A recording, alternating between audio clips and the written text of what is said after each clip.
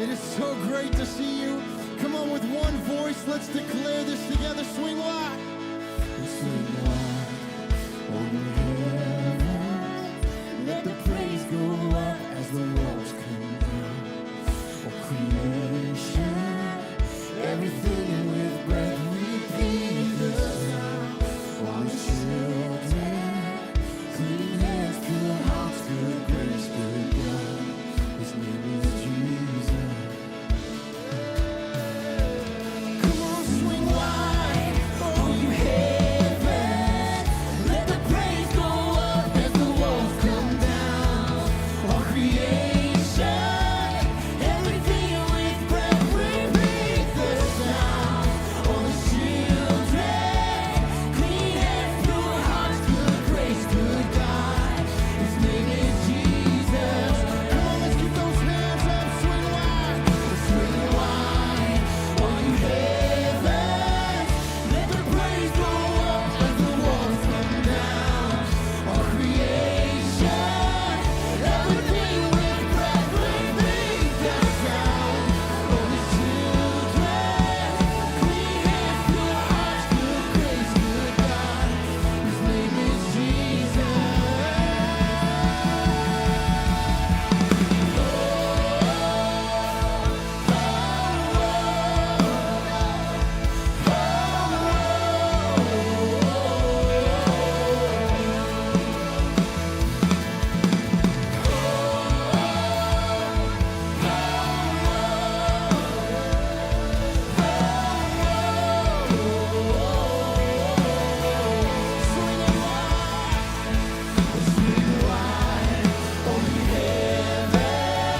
Let the praise go up as the walls come down. All creation, everything with breath, repeat the sound. All the children, clean hands, pure hearts, good grace, good God. His name is Jesus. Jesus, sing his name, come on. Jesus, our redemption and our salvation is in his blood. It's only Jesus, light of heaven, a friend forever, his kingdom.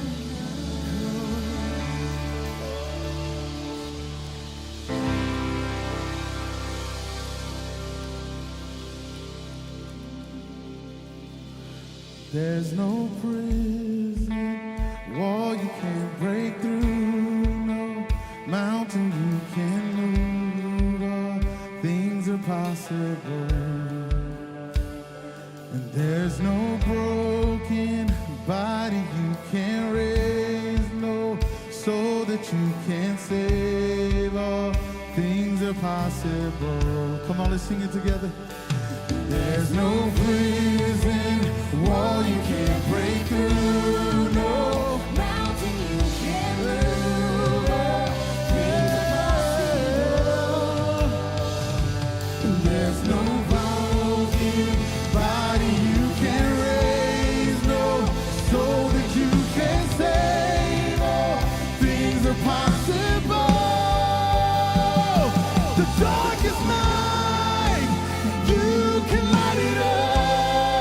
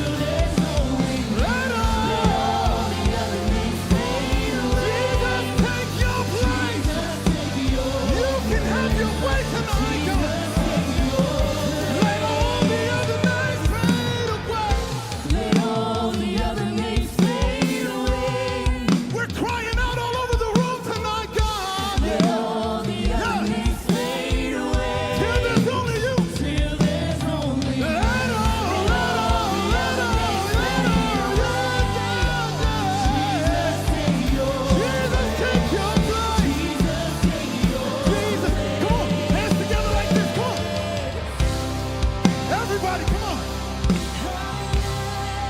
Hey. Oh, come on. Sing it together. Say, this is how I fight my battles. Come on. This is how I fight my battles. Yeah, yeah, yeah, yeah. This is how I fight my battles. Oh, Lord. This is how I fight my battles. Declare it for yourself. Say, this is how I fight my battles. No matter what. This is how I fight my battles. I choose to worship you, God. I choose to put my trust in you, Lord. Because this is how I fight my battles.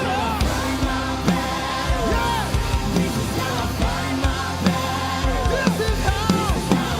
This is how I fight my battles. One more time. This is how. This is how I fight my battles. Over and over and over, Lord.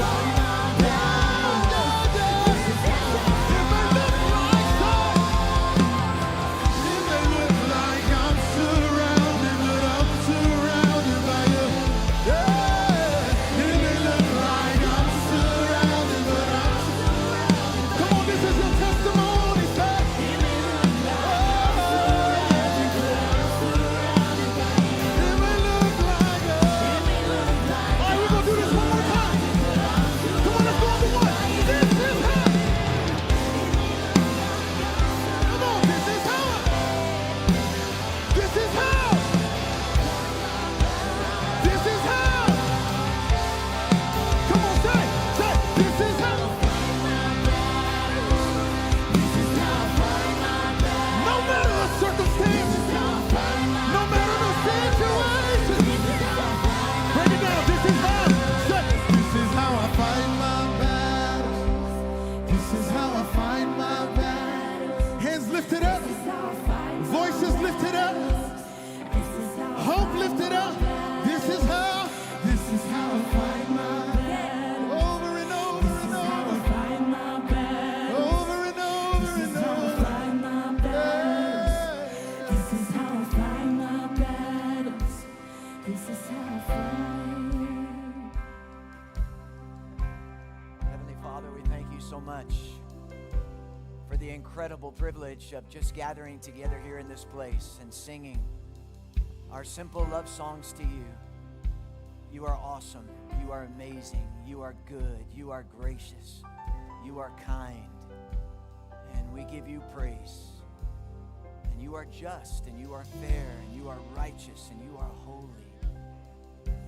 And we give you praise tonight. In Jesus' name.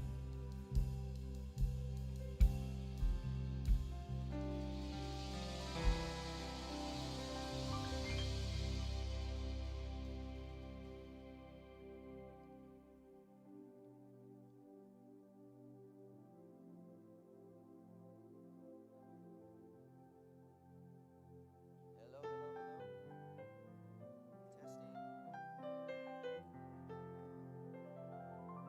Does this one work? Does this one work? Okay.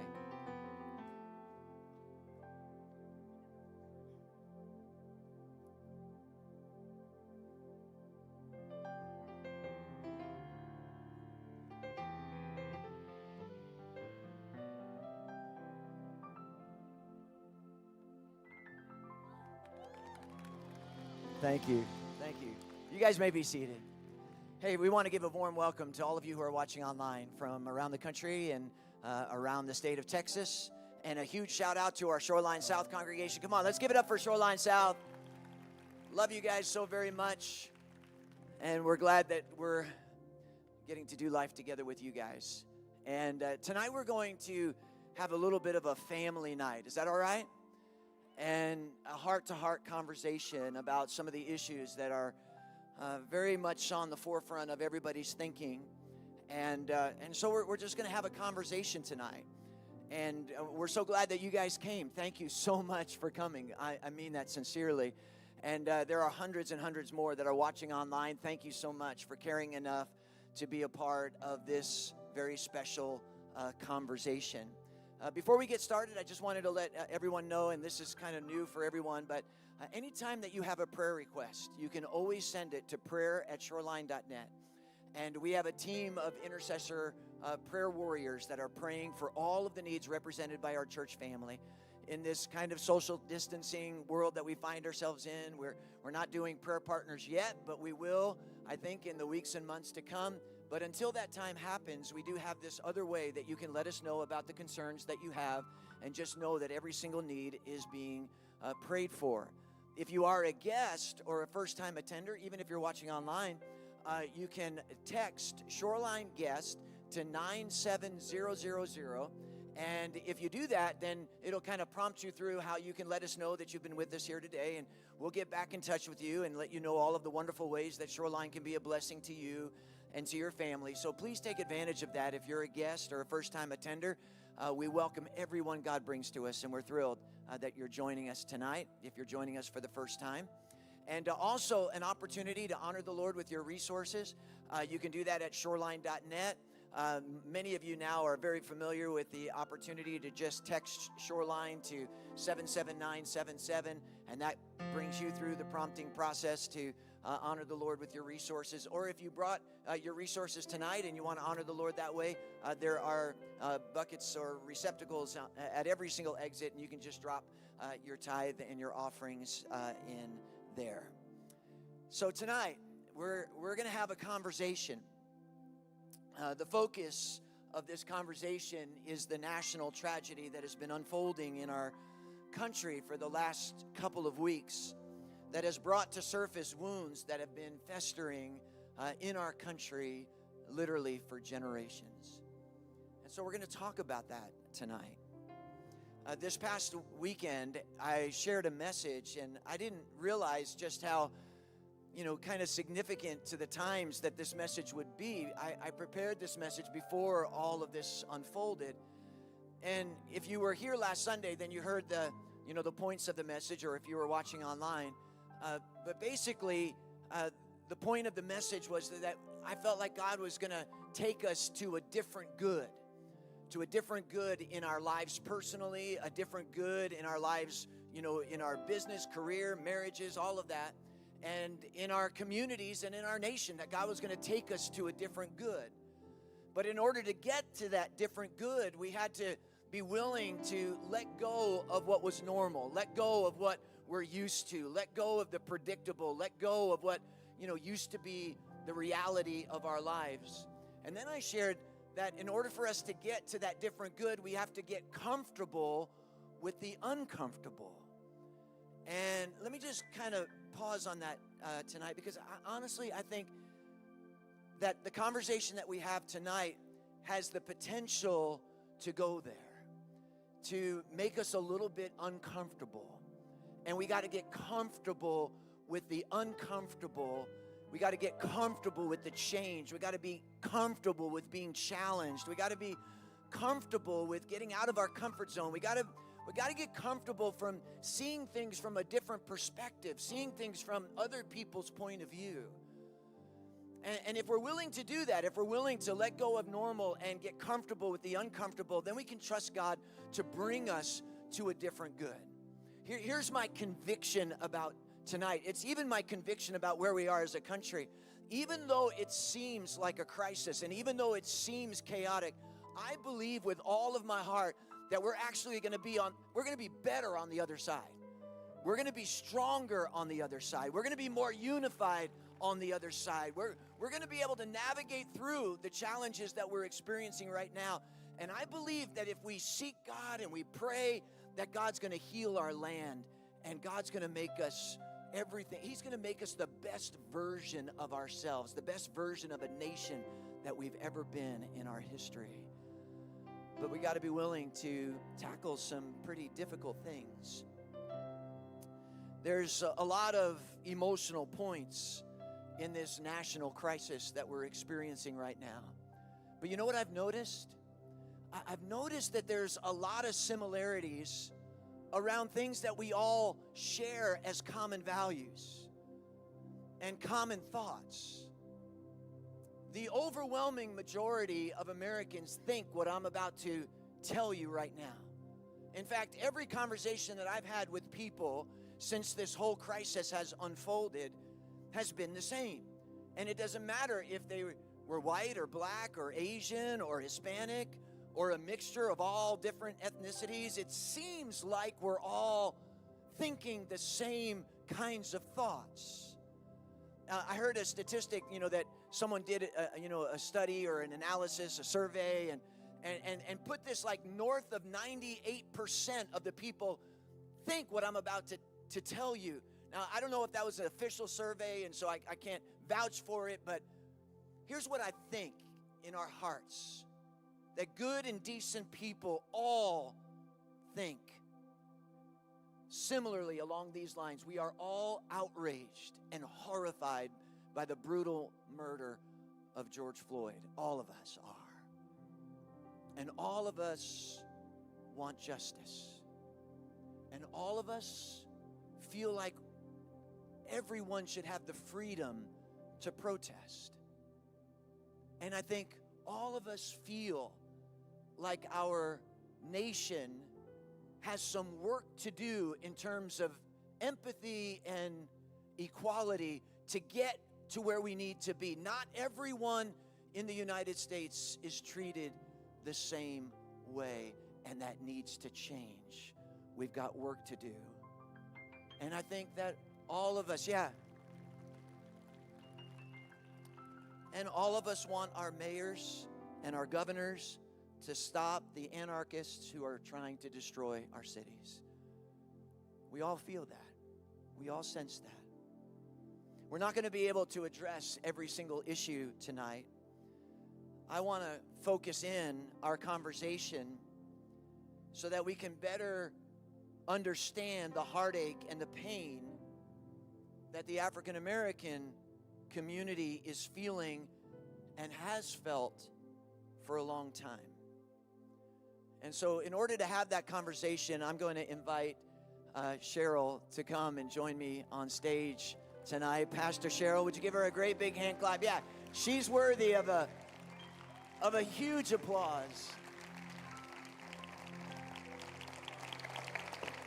Hi, Joy. Can we bring out the chairs, guys? I don't know where the chairs are, but let's bring them out here. While they're bringing that out, let me just brag on you for a second. Anyone who knows Cheryl loves Cheryl. That's just the bottom line.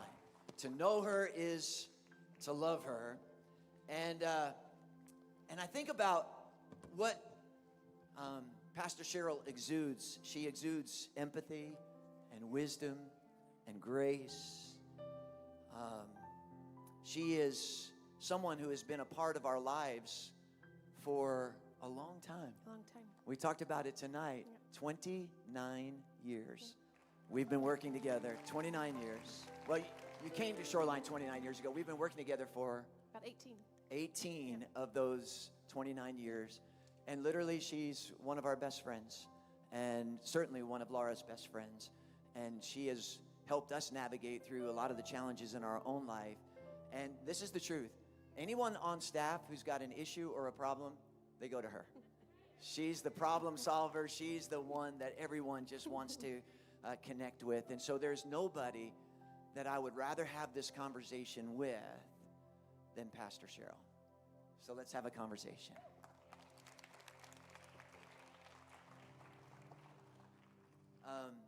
As we get started, I just wanted to confess to you right up front that we're not going to get this perfect. We're not going to ask, the perfect questions. We're not going to have the perfect responses.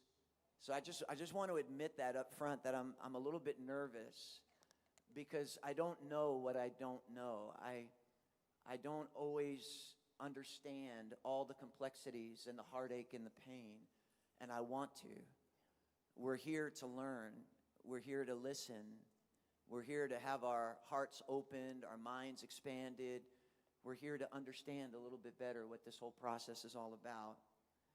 So I just wanted to let you know that, there'll probably be some things you can critique and criticize about this process tonight. I was nervous enough about it that that I was thinking to myself, because, in times past, when I've tried to navigate these very tricky waters, I end up, saying things that are stupid and have to apologize. And I don't want to be in any way offensive. I want to have the right tone and the right heart. So I'm asking you to forgive me even in advance.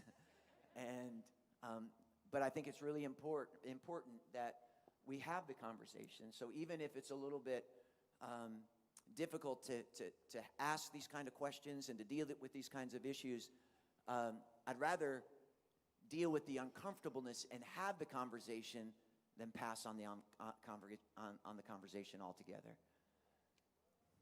Could I hear a good amen on that? All right, so we got the disclaimer. Cheryl, I don't know how it happened, but we have an incredibly diverse church. We do. We really do. And I've had the opportunity to watch our church grow. I think when I came, there were about maybe 200 or 300 people. And it was diverse back then. Yeah. And so over the years, we have just grown, and that has never changed. It's been beautiful. And, it's a beautiful thing. It's really interesting. We've never strategized for it. We never, kind of said, okay, hey, we want to have a diverse church. But this church is absolutely the most diverse group of people you could ever imagine. We have older, what would you call them? Us. It's us now. It's us now. Yeah. We're the older. We are. That's insane. But it's true. What do we call us? We're the grandpa. Are you kidding me? That's my daughter saying that. We're the betters. Or the OGs. I don't know. What's OG means? The originals. The original gangsters. Yeah, that's us. But we have different ages, different education backgrounds, the different financial capacity. Mm-hmm. We've got different ethnicity. We've got just every single background that you can imagine, and it's so beautiful. Yeah. And people with diverse church backgrounds. Yes. Right. People from all kinds, Methodist, Presbyterian, mm-hmm. Catholic, all the different denominations as well. And, somebody told me, I mentioned this on Sunday, and I'm not trying to brag here. I'm just trying to, set this, the table. We had a pastor from our community come, and he said, Rob, I think that Shoreline is the largest African-American church in the city of Austin. It's also the largest Hispanic church in the city of Austin. And it's one of the largest white churches in the city of Austin, and it's all together in one family. And we're very grateful for that, honestly. We're honored and privileged. Okay, so that kind of lays the foundation. We're going to actually introduce some videos tonight. We're going to interact with those conversations. These conversations that we're having tonight are being had all over the country, and I think it's really healthy and it's really beautiful. This first video, though, that we're going to share with you is pretty hard-hitting, and it was actually created from two people that are married on our staff. One who is African-American, or actually, she's mixed. She has a dad who is African-American, mom who is white, and her husband is Hispanic. Mm-hmm. And they felt so moved to put this video together, and we're going to share it with you. It's already seen thousands and thousands of views, and it's been shared all around the country. Mm-hmm. Here we go. They say those who cannot remember the past are condemned to repeat it. Our history has shown us that not all lives are equal in America, and that injustice can be justified. We've treated many as less than human. We've robbed people of dignity, basic human rights, and the freedom to just be. We've categorized, stereotyped, generalized, and demonized people. We've murdered innocents. People are hurt and distressed. They're angry and confused because we won't stand up for them. We've stood watch. We've stayed silent. We've defended. We've diminished. We victim blame. And I say, I just got shot. And I'm saying to him something like, sir, why did you shoot me? And his words to me, he said, I don't know. America, we have the chance to rewrite this narrative. It isn't us versus them or white versus black. It's everyone for equality. It's citizens for peace. It's freedom for all. It's open hearts and open, vulnerable conversation, regardless of how hard and uncomfortable it is. It's objectivity and compassion for your neighbors. How many more? How many more faces turned hashtags? How many more street side vigils? When is enough enough? It's time to speak up. It's time to be an ally. In the words of Dr. Martin Luther King, in the end, we will remember not the words of our enemies, but the silence of our friends.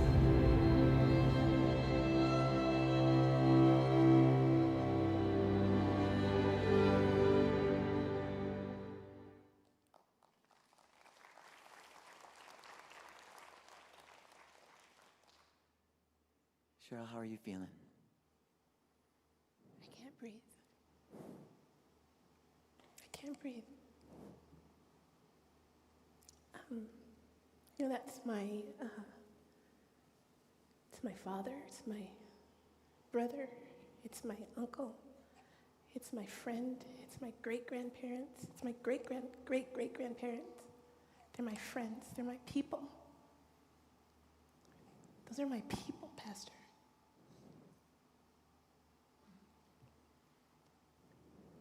And Shayna sent that video to me, and I could only watch the first part of it. Do you know why? Because I've seen it all. I've seen it all. And I'm tired. And I'm weary. Like, when does it stop? And I wrote notes. Here's my disclaimer. I'm angry too, y'all. I'm devastated that we've had to suffer yet another loss. And not just one, Pastor. It's Ahmaud. It's Breonna. It's Mr. Floyd. And we had a near miss with Mr. Cooper. Who knows what that Central Park incident would have ended up looking like. So I'm devastated. And I'm grieving. This is the first time that I've allowed myself to sit in the pain of the losses that my people have suffered. I have compartmentalized and I've moved on because the silence from my brothers and sisters is deafening on a level that I cannot even articulate. I can't articulate it. And then on the other side, I remember that we're kingdom people. And so I have this hope that rests on the insides of my being that things will change. And if I let go of that hope, then my great-grandchildren suffer. And Joelle's little daughter, Janiyah, who just ran up to me and hugged me, she suffers. A.W. Tozer says, hope is called the anchor of the soul because it gives stability to the Christian life. But hope is not simply a wish. It's that which latches on to the certainty of the promises of the future that God has made. And if I linger in that despair and that weariness, which is healthy, I believe, I won't be able to move on. I have to hope.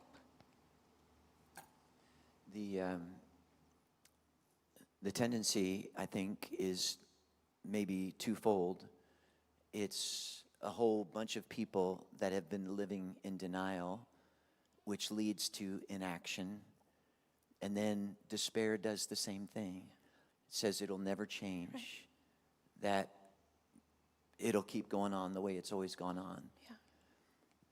Yeah. Some of the African American Christian leaders in our country have been communicating that this is the first time that the white church leadership has come alive to the issues Right. and to the challenges that are presented by African Americans living in This the feels country. different to me.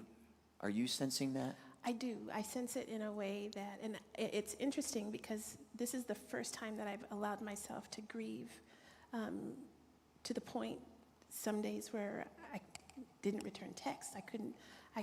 Thankfully, we were sheltering at home. I didn't want to leave my home and just crying. But seeing the response from white leaders in our churches has been phenomenal. My hope, Pastor, is that this just isn't a sexy trend. That's my hope. Yeah. And I think our community feels that way because, in a couple of weeks, you may not remember Ahmad's name, and you may not remember Brianna's name, but those names are forever etched in our hearts and in our souls and in our memory. And my prayer is that you don't ever forget. That's my prayer. Yeah. That's a good prayer for all of us. Yeah. For all of us. How has life in America been different for you than you perceive it is for your white brothers and sisters? What's life like for you? What have you gotten accustomed to and used to that you've experienced it so many times that you just have surrendered to the fact that this is the way it is, but you hate it? I have an example. Last week, I was sitting in a meeting, and the Amy Cooper, the Central Park incident happened. And we were just on the heels of Mr. Floyd and Ahmaud and Brianna, and my nephew is calling me 3, 4, or 5 times. I'm thinking, what's going on? So I text him, I'm in a meeting, and he said, did you see the video? And the blood rushed to my feet. I'm thinking, did something else happen? I knew it was something, but I was grateful, but I didn't react in the meeting. I didn't allow myself to feel the fear. I didn't allow myself to feel the pain because we just move on. We normally just move on. I walk in a room that is, most of my world is spent in a predominantly white environment. So when I walk in a store, if I walk in an event, I scan the room just to make sure it's going to be a safe place for me. And I'm not sure, I don't think that is uncommon in our culture. If it's in a place that I've been before, I look immediately for the people that I have relationship with, hoping that they're going to turn around and see me and I'll be able to go with them. Sometimes, because they're with their friends, I'm invisible. I'm invisible. That's normal for me. I can't walk into a store and be confident that I'm not going to be followed. Cannot.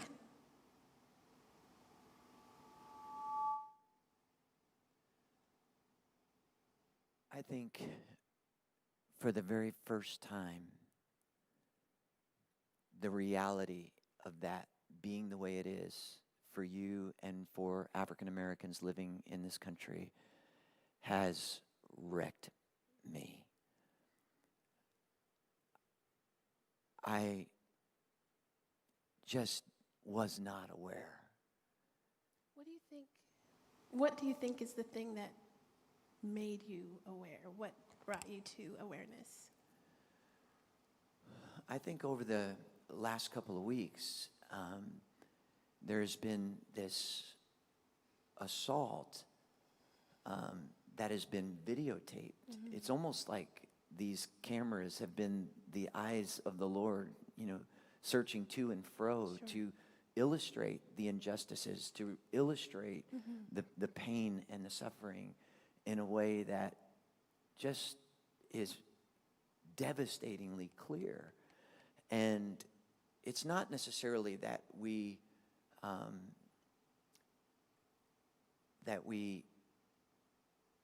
ever thought, oh, this is not a problem, this is not an issue. I think we just realized that this isn't something that happens every once in a while with someone who is deranged, but that there is a much more subtle, maybe even societal and institutional bias that you and all of the African American community have just had to manage. And you've had to reduce your expectations of what life can be like on a daily basis. And that awareness to me has been devastating. I want to show this video. This came out of a conversation of 4 pastors who were just talking about the issues of race. And so Pastor Earl, who came right out of Shoreline, who now pastors Shoreline City, and also another African American pastor. You'll see these two. His name is Jimmy. But we'll show this clip first from Pastor Earl. Take a look. I'm just trying to learn how to navigate as best I possibly can by being true to who I am, because I'm not trying to cover up being black. I love that I'm black. I love that God made me like this. I'm thankful for it. But I remember my son, when he was 4 years old, scratching his skin. And we're like, why are you doing that? He goes, well, I was wondering if this brown would come off. Huh. Well, I'm obviously not doing a good enough job.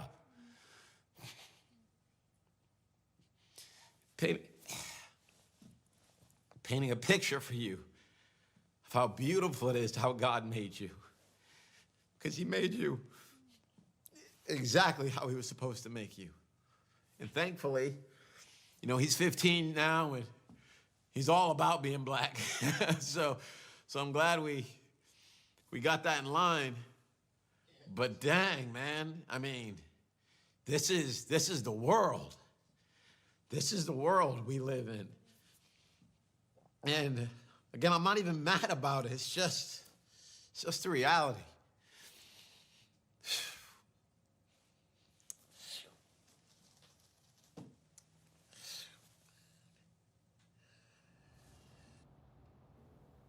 Gosh, man. You know, this stuff is hard. There's no doubt about it. Man. I think for a lot of folks who are even watching this right now, we're uncomfortable with Samaria, as you said, because it's unknown, right? I mean, what's going to happen to me there? I've seen on the news that this can happen or that can happen, or, you know, all those people are like this or they're like that. And we're getting our information from social media or from news headlines. But just to make it really, really honest, and you shared that incredibly moving story about your father, you know, hearing such difficult words in a foxhole. I mean, we bring this to the year that we are all in now. And right now, I do not feel the freedom to go and run in my neighborhood at night. Right now. And it's not because I believe everyone out there is a racist. I actually don't think that. I think most people are not racist. But what I do know is a lot of people have some bias towards a person of color. And I'm wondering if I'm running at night and I'm 6'2" and I'm 100 whatever pounds and I look a little bit intimidating. Who might they call on me? What might they do? And I just know these things are they're in my head. No, it might not even be reality. But some of the different things that happen in our day and age, like the shooting of this young man that took place, you know, in February of 2020, it reminds me running could be problematic for me. Maybe even running during the day.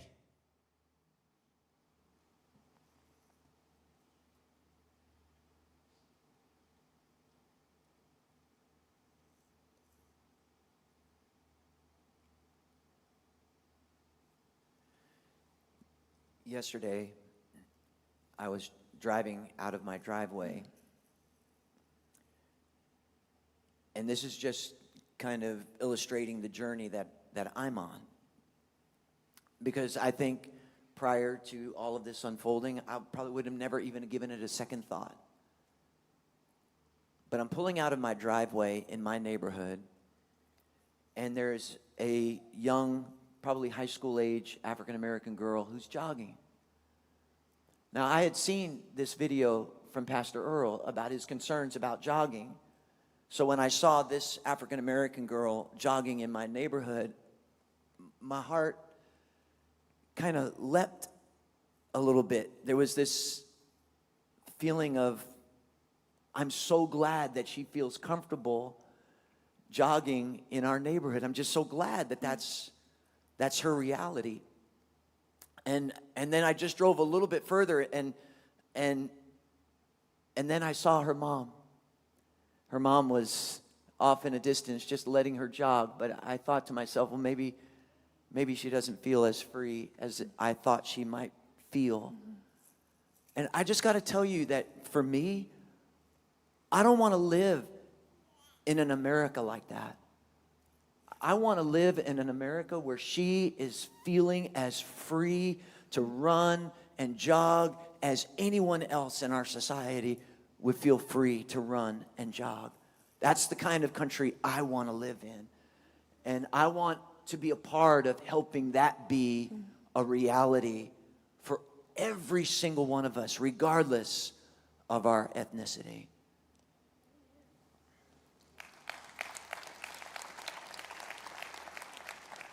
I don't know how many of you know this, but my daughter has always had a thing for African American boys. And so she was always bringing African American boys back to our house. And she ended up marrying a Haitian young man who has been such an absolute incredible delight to our family. But there's a little bit of heightened awareness now, knowing that my daughter, who is now pregnant, is going to give birth to an African-American child, facing the same kinds of challenges that you guys have faced. And I was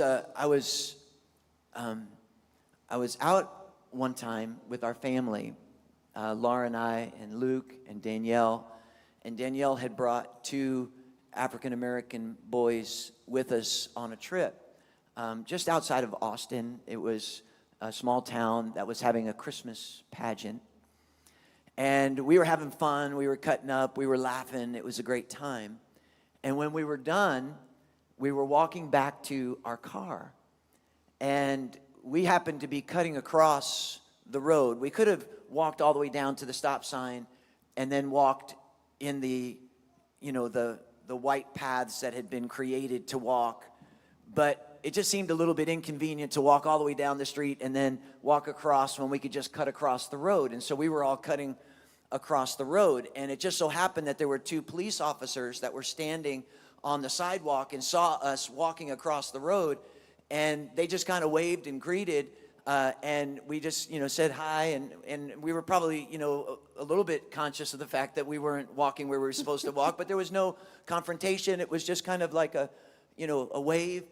And then the 2 young African-American boys that were with us, they weren't walking in our group. They were walking with enough distance behind us. They were a part of our group, but they were enough distance behind us that it could be perceived that they were not a part of our group.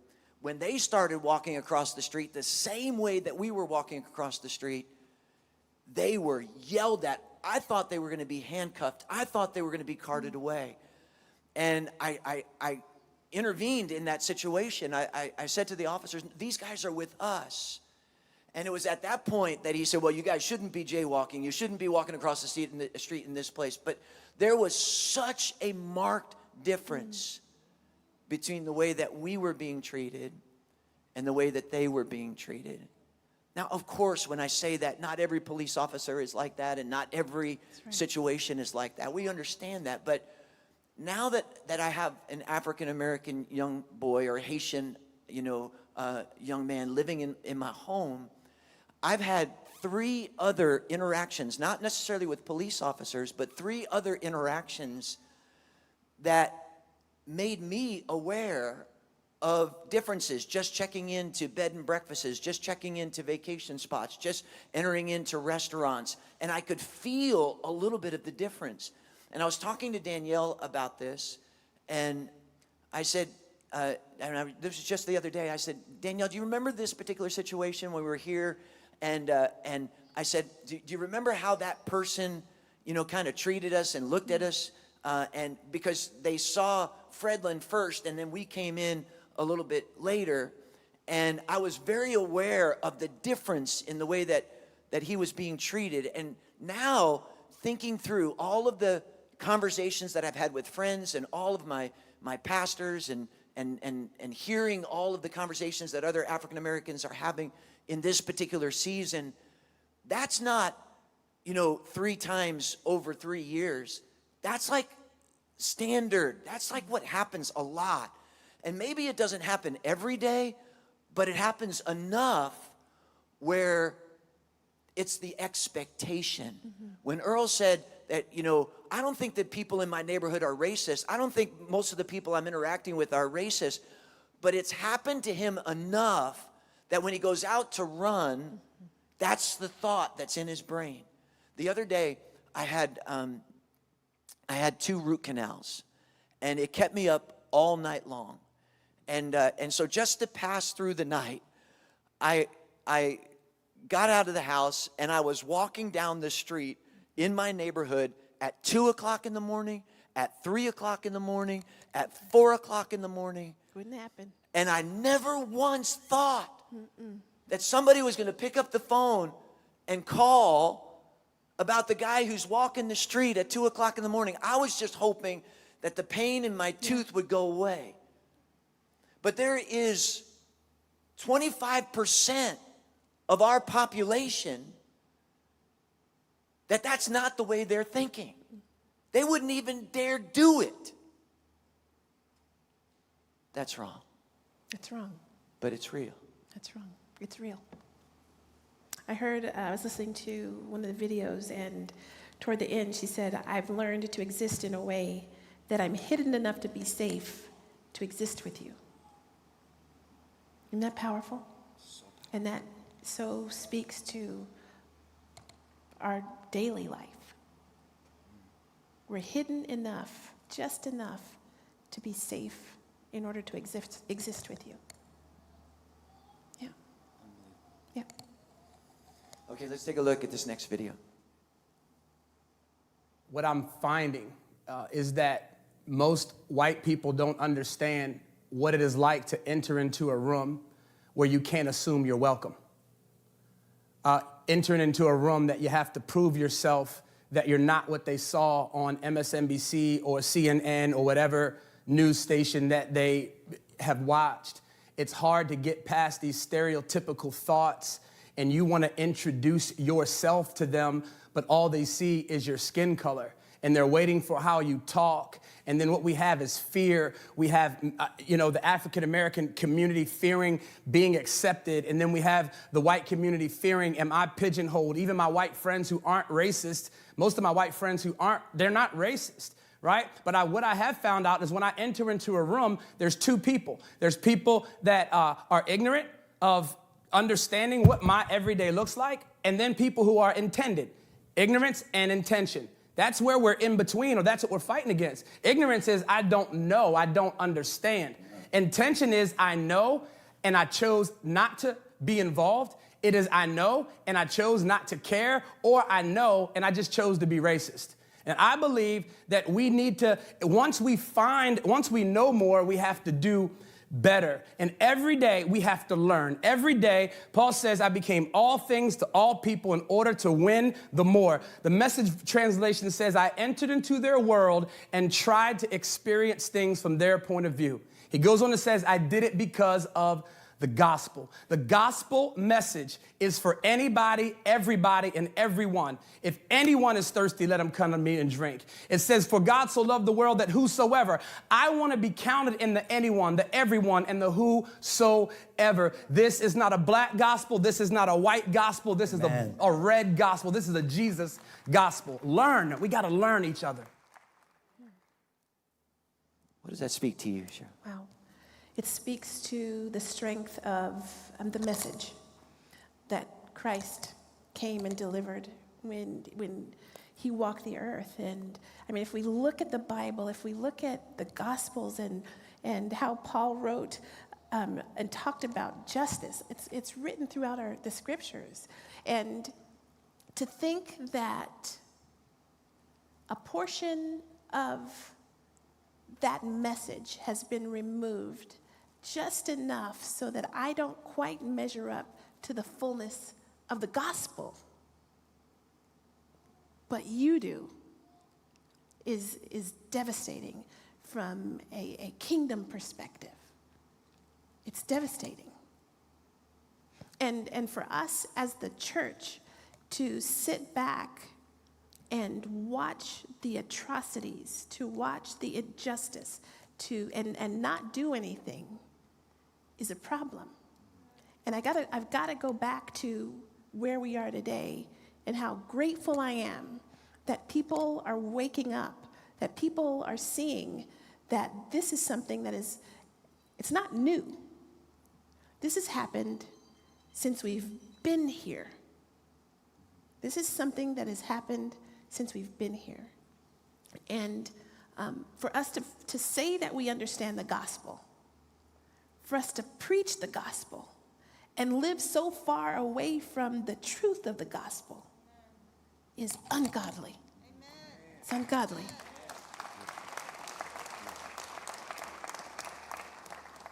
Jimmy was talking a little bit about his dad, who just was filled with a lot of bitterness and anger about being called into the war in Vietnam.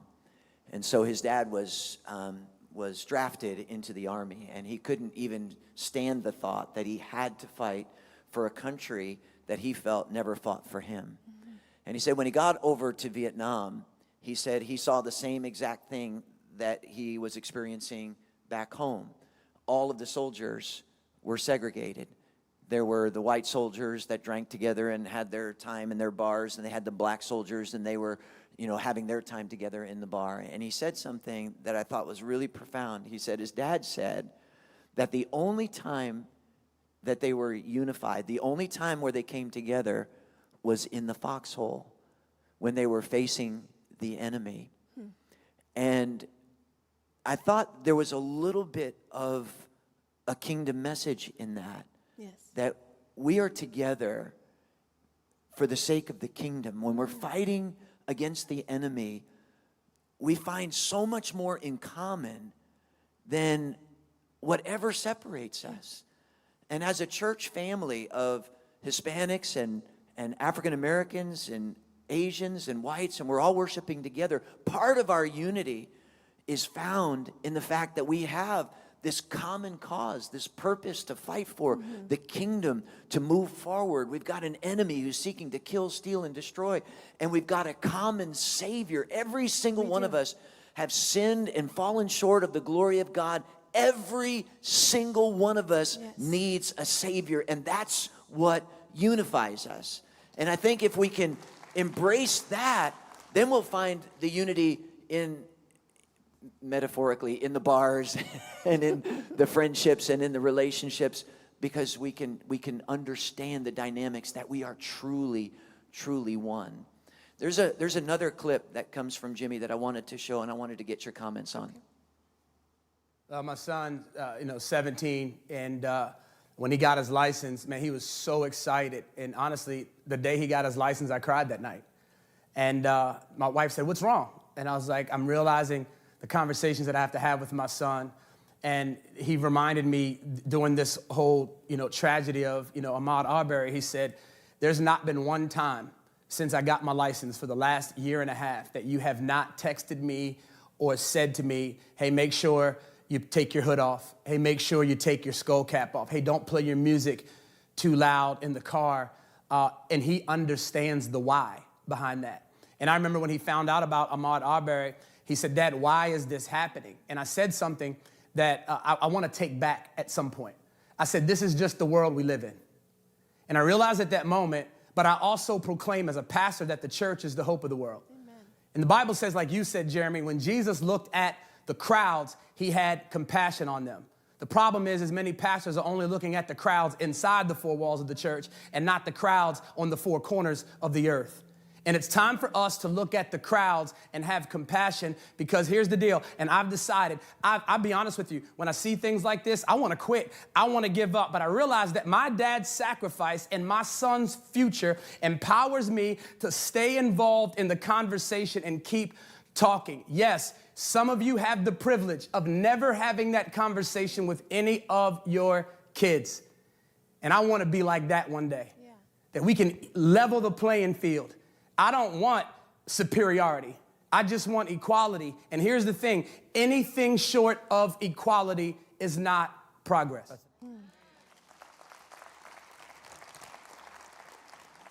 Thoughts? Well, if I was a dancing type, I'd get up and do a little jig for you, because that's good. That's good. I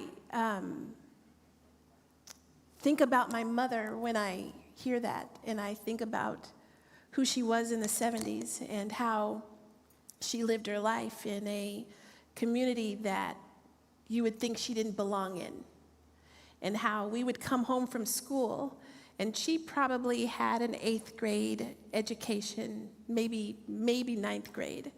But we'd come home from school and a city official would be sitting in our living room being counseled by my mother. Or we'd come home and a drug addict off the street would be sitting on my couch talking to my mom. Or we'd come home and one of the largest churches in our area would be sitting in my living room being counseled by my mother. She was about 4'11" on a good day. And she wore dungarees. She called them dungarees. And she didn't dress the part for that season of life. She wore, I know my people are going to understand this, but you guys remember rakes back in the day? When we had those rakes when we used to pick our hair. My mama wore a rake in the back of her head and just let that edge of that rake just stick out. And she'd roll up into a city meeting with her dungarees and jeans, which are jeans, and that rake in her head. And some people who were white didn't appreciate her showing up until they needed her. And then they'd find themselves in my house on the other side of town, sitting there talking to her, looking for hope. And so I had the privilege of watching someone who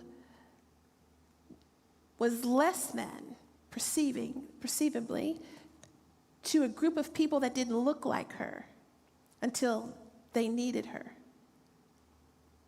And that reminds me of Jesus. And so my prayer for myself, I want to see this before I die. And for the people who are coming after me, I want them to be able to walk in a room in their Yeezys, if that's what they want to wear. And that not be a problem. Right. And that not be a problem. Pastor, my great-nephew, they play sports. And when we're at the games and he goes off to get concessions, I am beside myself wondering, is DJ going to come back? Is someone going to say something to him because he's a big black boy? Is he okay? Is someone's parent going to come and do something to my black young great-nephew because of the color of his skin? My nephew, who's an adult, will not run at night. He was taken from his car. He used to play in a cover band.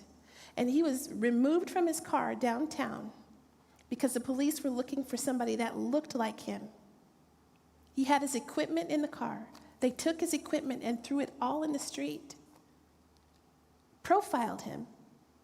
And when they were done, they said, I'm sorry, we've got the wrong guy, and walked away with all of his equipment in the street. That's going to stop.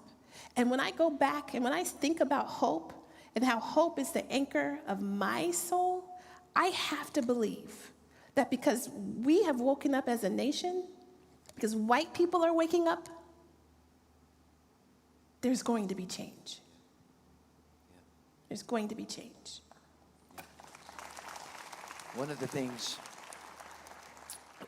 that I thought about when I heard Jimmy talking about conversations that he's had to have with his kids, and knowing Pastor Earl, he's one of my best friends, we talk a lot about, the fact that he's had to have these conversations that I've never had to have with Luke or Caleb or Danielle.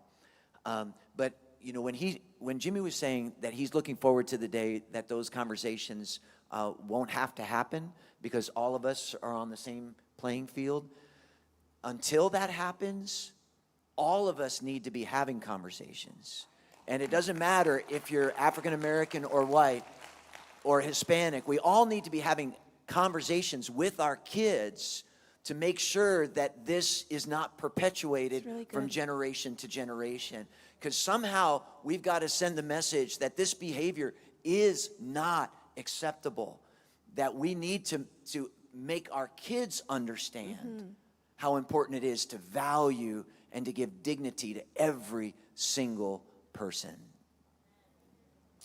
Okay, this is going a little bit longer, so we're gonna actually head to a different clip here. This is a clip of John Gray and Stephen Furtick, and they're having a conversation.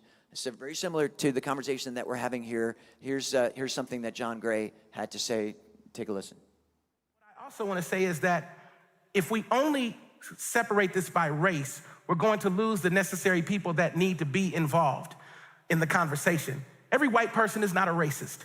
This should not be a place where white people need to apologize for being white. I'm sorry for what my ancestors did. That's great, but it wasn't you. Being a part of a system doesn't mean that you overtly are committing horrific acts. I think each individual should be dealt with based on their character and what they're doing. And so white people should not be sitting around feeling guilty because they're white. And people who say things like this really scare me. God doesn't see color. I've never seen color. I'm colorblind. Well, then you got a problem, because God is not colorblind or culture blind. He created color and culture because he wanted diversity, which is in John 17, Father, make them one as you and I are one, which means diversity was the seed to see if we would lay down our culture and pick up the kingdom. And that's why this conversation is important. Right. All white people aren't bad any more than all black people are good and altruistic. You've got individuals that are broken in every race, in every culture and subsection.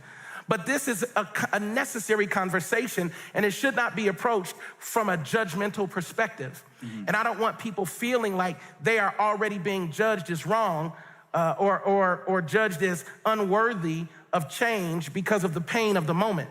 On the other side, I shouldn't have to temper my emotions to quell to your discomfort. I'm enraged. I'm also scared because it could be me. It's enough that there's a virus that's killing people that look like me at a disproportionate rate. I got a virus that I gotta fight, and there's a virus called racism that I've been fighting. So the pressure of both is a lot. And I think that we need to be able to be okay with the conversation without shredding each other's humanity.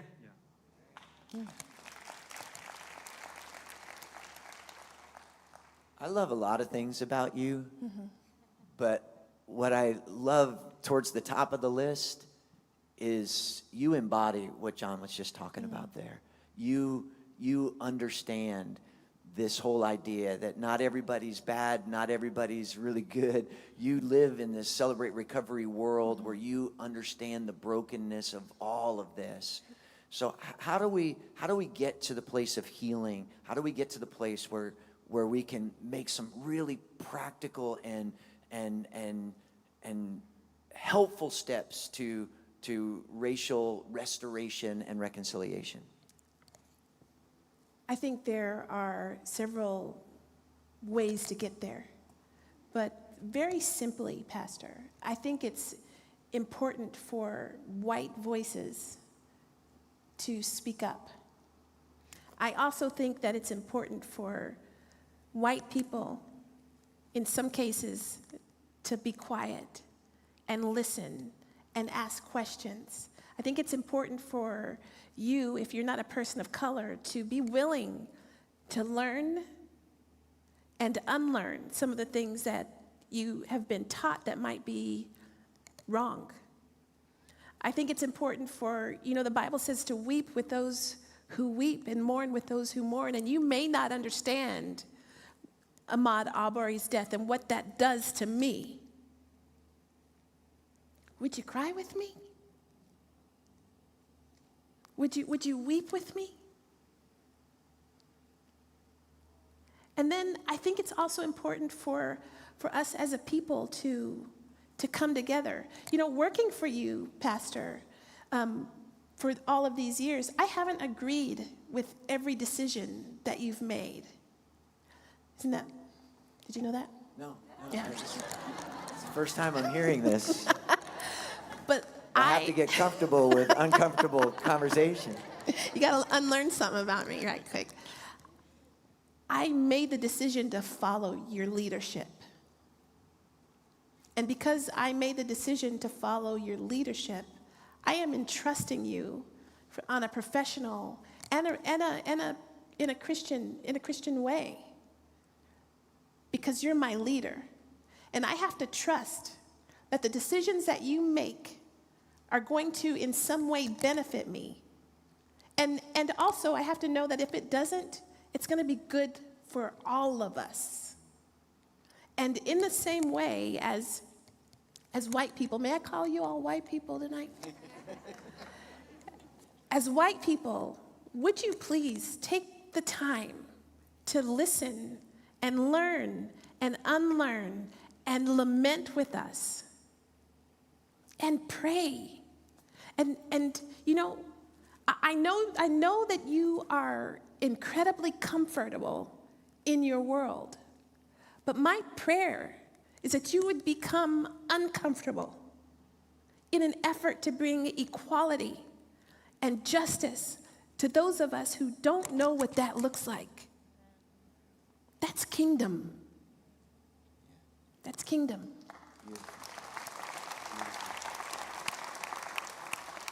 I'm going to ask for our praise team to come on out because we wanted to close with the song that you requested. Yes. And I'm not totally sure how this is all going to unfold. But we wanted to sing this song, The Blessing. Mm-hmm. And I'm going to ask my wife, Laura, to come. She's going to come on up, and she's going to take a moment to pray for all of us. And I wanted to take a moment to recognize the chief of police here in this area, Chief Banks. Would you please stand, Chief Banks?